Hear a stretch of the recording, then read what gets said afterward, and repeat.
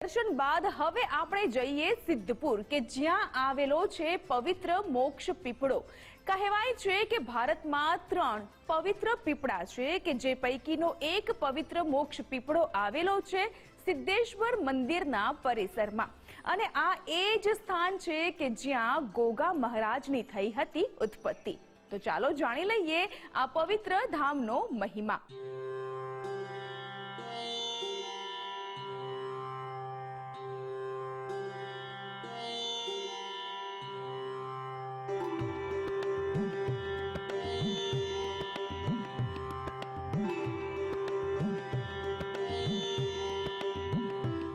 ગોગા મહારાજની ઉત્પત્તિનું મૂળ સ્થાન મોક્ષ પીપળો। તમે સાંભળ્યું હશે કે ભારતમાં 3 પવિત્ર પીપળા આવેલા છે, પણ શું તમે જોયા છે આ 3 પવિત્ર પીપળા? તો ચાલો અમે તમને બતાવીએ આ 3 પવિત્ર પીપળામાંનો સિદ્ધપુરનો મોક્ષ પીપળો, જે પીપળો ગોગાના પીપળા અને પારસ પીપળા તરીકે પણ પ્રખ્યાત છે। પાટણથી સિદ્ધપુર આવીને સિદ્ધપુરની સાંકડી ગલીઓમાંથી પસાર થઈને શહેરના પૂર્વ વિસ્તારમાં આવેલી સરસ્વતી નદીના ઘાટ પર ખડખડ વહેતા નીરના કિનારે અને પક્ષીઓના કલરવ વચ્ચે સિદ્ધેશ્વર મહાદેવ મંદિરના પરિસરમાં મોક્ષ પીપળો આવેલો છે।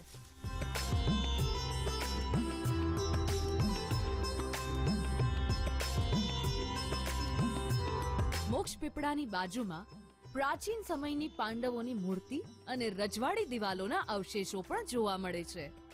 સરસ્વતી મહાત્મયમાં માર્કંડેય મુનિએ સુમતિ રાજાને આ તીર્થનું મહત્વ સમજાવ્યું હતું।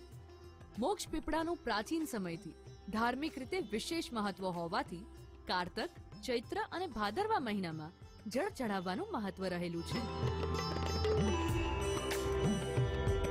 પિતૃ તર્પણ માટે અહીંયા આવે છે અને અહીંયા દેવોનું મોસાળ કહેવાય છે। અહીંયા લોકો પિતૃને તૃપ્ત કરવા માટે મોક્ષ પીપળે લોકો પાણી ચડાવવા માટે ક્યાંયથી આવે છે। આખી રાત લોકો પાણી ચડાવ્યા કરે છે। એ આ જગા છે, કારણ કે પિતૃને ફક્ત ને ફક્ત પાણી જોઈએ, એટલા માટે દીકરો જોઈએ, દીકરો પાણી પાઈ શકે છે। એટલે એટલા માટે અહીંયા આગળ એમ કહેવાય છે કે સ્વર્ગ, શ્રીમદ ભાગવતના 12મા અધ્યાયમાંનું વર્ણન છે કે સ્વર્ગ એક વેંત દૂર છે। એ આ જગા છે। દરેક મહિનાની અમાસના દિવસે અને ખાસ કરીને સોમવતી અમાસના દિવસે મહિલાઓ પીપળાની પ્રદક્ષિણા કરે છે। પ્રદક્ષિણા કરતા કરતા પીપળાને સૂતરની આંટી પહેરાવે છે। મોક્ષ પીપળા નીચે સૌ પ્રથમવાર વર્ષો પહેલા ગોગા મહારાજે દર્શન આપ્યા હતા, તેથી ગોગા મહારાજની મૂર્તિ પણ પીપળાના થડમાં સ્થાપિત કરેલી છે।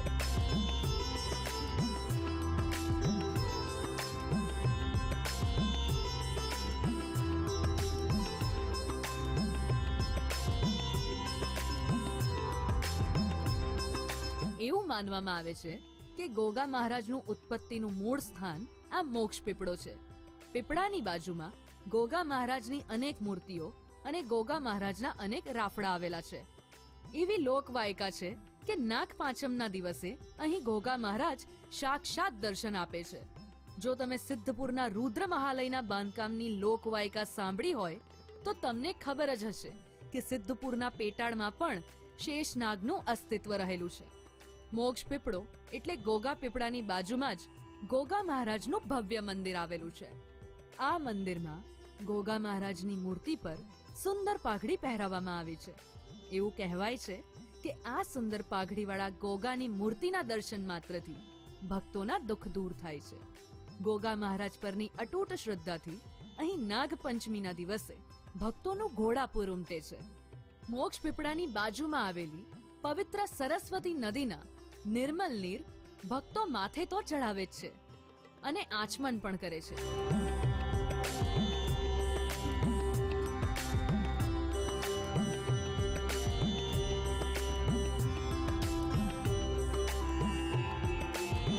અહીં પૌરાણિક સિદ્ધેશ્વર મહાદેવનું વિશાળ મંદિર પણ આવેલું છે। આ એક જ સ્થળનું ધાર્મિક રીતે અનેક મહત્વ હોવાથી ભાવિક ભક્તો મોટી સંખ્યામાં ઉમટે છે। આ જગ્યામાં પ્રકૃતિના ખોળે રમતા પશુ પક્ષીઓ હોવાને કારણે અહીંના અદ્ભુત વાતાવરણનો આનંદ માણવા ભક્તોની સાથે સાથે પ્રકૃતિ પ્રેમીઓ પણ આવે છે। તો તમે પણ આવો દેવતાના મોસાળ સિદ્ધપુરમાં અને ગોગાના પીપળાના નામથી પ્રખ્યાત પ્રાચીન મોક્ષ પીપળા સાથે સિદ્ધેશ્વર મહાદેવના દર્શન કરી ધન્યતા અનુભવો.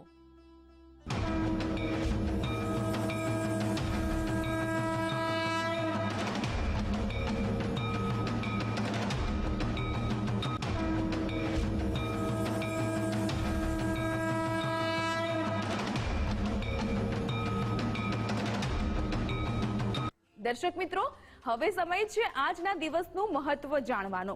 આજના દિવસનું શું છે મહત્વ તે જણાવશે આશુતોષજી આચાર્ય.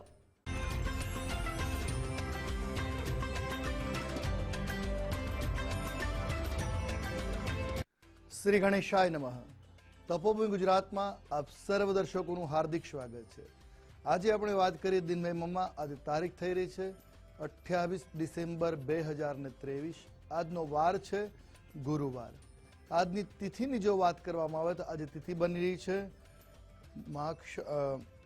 માક્ષર વદ બીજ. આજનું નક્ષત્ર એટલે પુનર્વસુ નક્ષત્ર. આજના યોગની વાત કરવામાં આવે તો આજે ઐન્દ્ર યોગ બની રહ્યો છે. આજનું કરણ એટલે તૈતિલકરણ. રાશિની વાત કરીએ તો આજે રાશિ બની રહી છે મિથુન રાશિ, જે સાંજે 6 કલાક અને 37 મિનિટ સુધી રહેશે. અર્થાત જે બાળકનું અવતરણ સાંજે 6 કલાક અને 38 મિનિટ સુધી થાય એની જન્મ રાશિ મિથુન ગણાશે. ત્યારબાદ અવતરિત થનાર જાતકોની જન્મ રાશિ કર્ક રહેશે. મિથુન રાશિમાં અવતરિત જાતકોના નામના અક્ષરો રહેશે ક, છ અને ગ. ત્યારબાદ અવતરિત થનાર કર્ક રાશિમાં અવતરિત થનાર જાતકોના જન્મના નામના અક્ષરો રહેશે ડ અને હ. તે પ્રમાણે નામકરણ કરવું શુભ અને હિતાવહ સાબિત થાય. જાણીએ આજના દિવસના શુભ મુહૂર્તો વિશે. સૌથી પહેલા જાણીએ આજના દિવસે સૂર્યોદય વિશે. આજે સૂર્યોદય સવારે 7 કલાક અને 10 મિનિટે રહેશે, જ્યારે સૂર્યાસ્ત સાંજે 6 કલાક અને 9 મિનિટે રહેશે. શુભાશુભ મુહૂર્તોમાં સૌથી પહેલા આપણે આજે જાણીએ અભિજીત મુહૂર્તનો સમય. અભિજીત મુહૂર્તનો સમય બપોરે 12 કલાક અને 20 મિનિટથી પ્રારંભ કરી બપોરે 1 કલાક અને 2 મિનિટ સુધી રહેશે. ત્યારબાદ જાણીશું રાહુ કાલમ. રાહુ કાલમનો સમય બપોરે 2 કલાક અને 1 મિનિટથી પ્રારંભ કરી બપોરે 3 કલાક અને 21 મિનિટ સુધી રહેશે. આ છે આજના દિવસનું વૈશિષ્ટ્ય. હવે જાણીએ આજના દિવસના વિશેષ ઉપાય વિશે. આજે ગુરુવારનો દિવસ. માક્ષર માસના ગુરુવારે લક્ષ્મીજીની પૂજા કરવી જીવનમાં સુખ અને સમૃદ્ધિ પ્રદાન કરવા વાળી હોય છે. તો આજે લક્ષ્મીજીની પંચામૃતથી સ્નાનાદિ પૂજન કરવું આપના માટે આજે મંગલકારી ઉપાય સાબિત થઈ શકે એમ છે. આપનો દિવસ મંગલમય બની રહે એ જ અભ્યર્થના. જય ભવાની.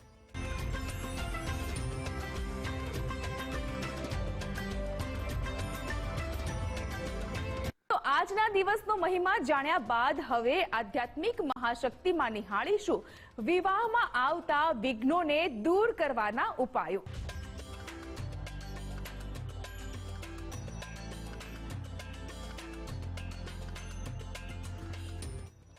આધ્યાત્મિક મહાશક્તિમાં આજે જાણીએ વિવાહ થવામાં આવતા વિઘ્નોમાંથી મુક્તિના ઉપાય.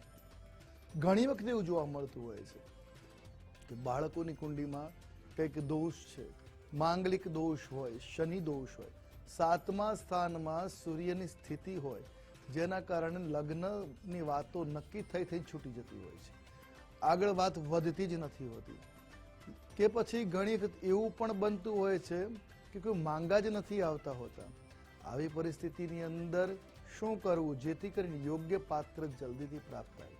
જો તમારી પાસે તમારા જન્માક્ષર છે તો એને બતાવી એનું વિધાન કરી શકે, પણ જો જન્મ પત્રિકા પણ ના હોય તો શું કરવું? આપણે ઉપાયો વિશે વાત કરીએ.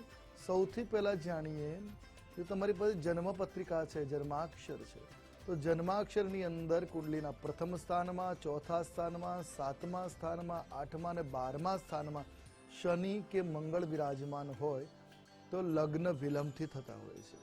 ત્યાં 7મા સ્થાનમાં સૂર્યચંદ્રની સ્થિતિ હોય, શનિની દ્રષ્ટિ હોય તો પણ ઘણી વખત એવું જોવા મળે છે કે લગ્ન ઘણા વિલંબથી થતું હોય છે.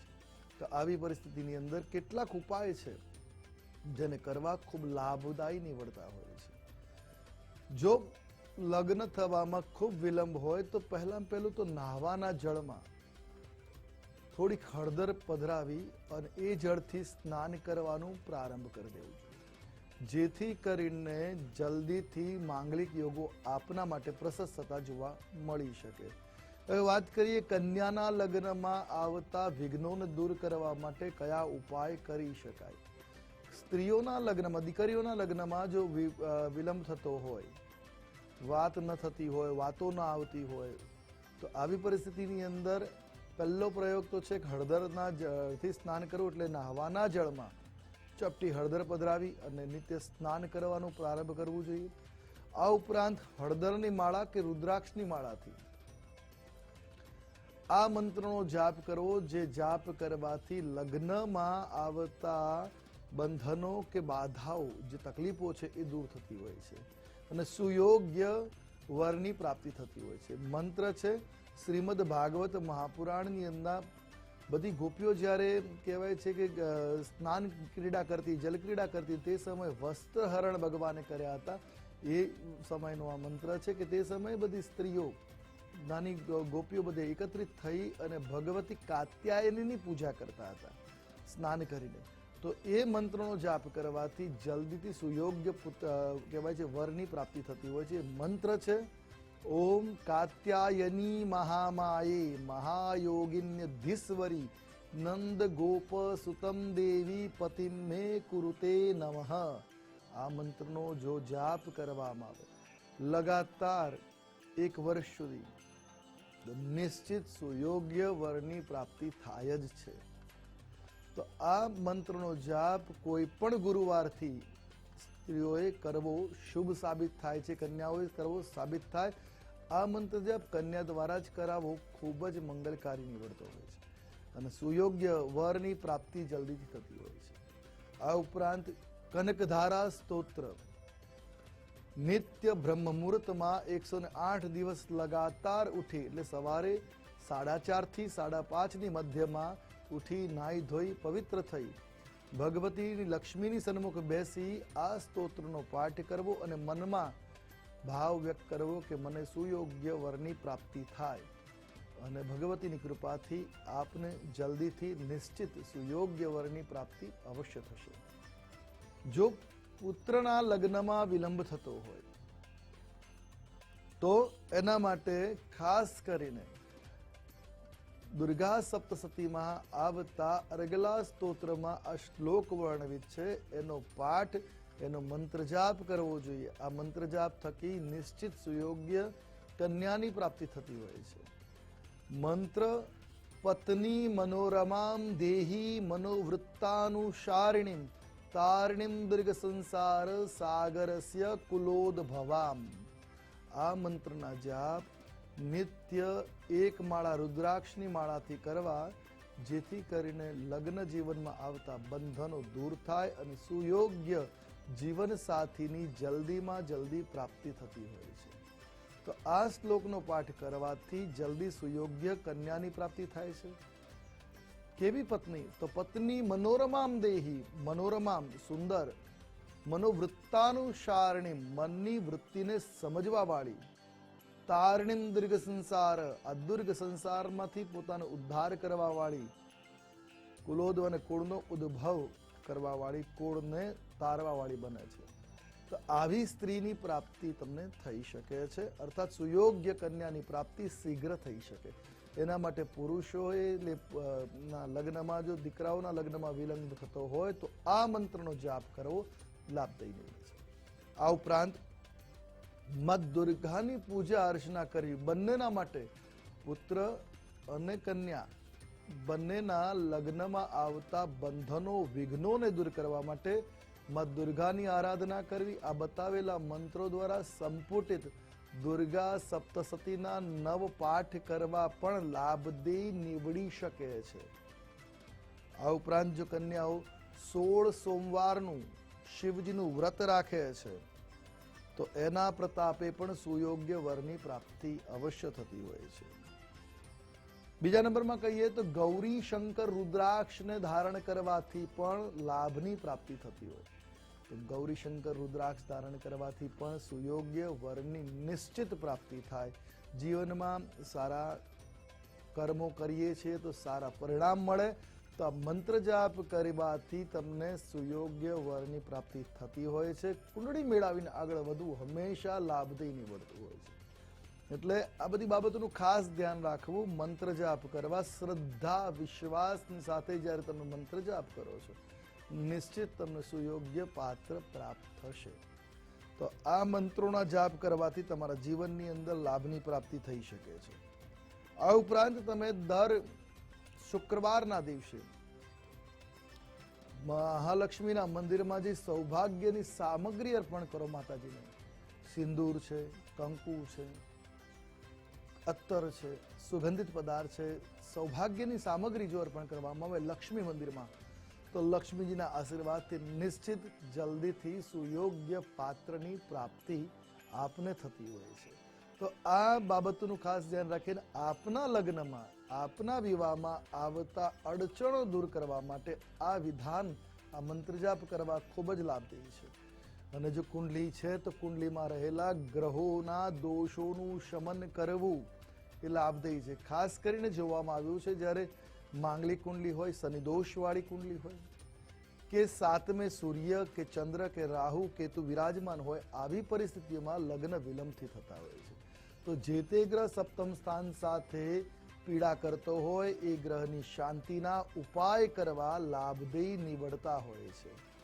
આ ઉપાય કરવાથી લાભ અવશ્ય પ્રાપ્ત થતો હોય છે. આપના જીવનમાં સુયોગ્ય જીવનસાથી નિશ્ચિત પ્રાપ્ત થાય એ જ અભ્યર્થના સાથે આ મંત્રોને બતાવ્યા છે. એ મંત્રોના જાપ કરવા, એ જાપના પ્રભાવથી જલ્દીથી સુયોગ્ય પાત્ર નિશ્ચિત આપને પ્રાપ્ત થાય છે.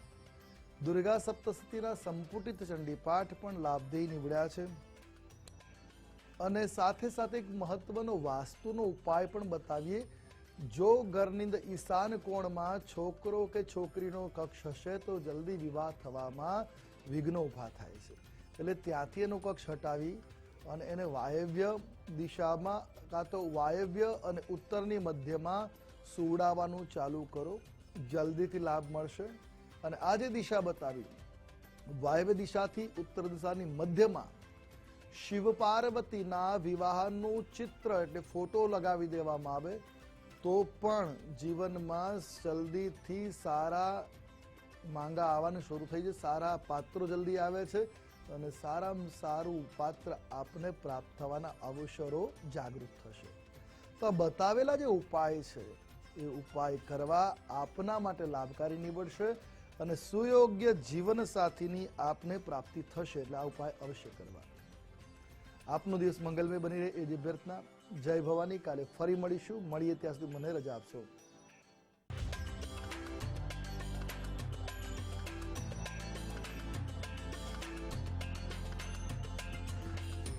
તો દર્શક મિત્રો, જીવનમાં શુભત્વની પ્રાપ્તિ થાય અને આપનું જીવન સુખી બને, મંગલમય બને તે ઉદ્દેશ્ય સાથે ગુજરાત ફર્સ્ટ તપોભૂમિ ગુજરાત આપને દરરોજ લઈ જશે આધ્યાત્મિકતાની સફરે.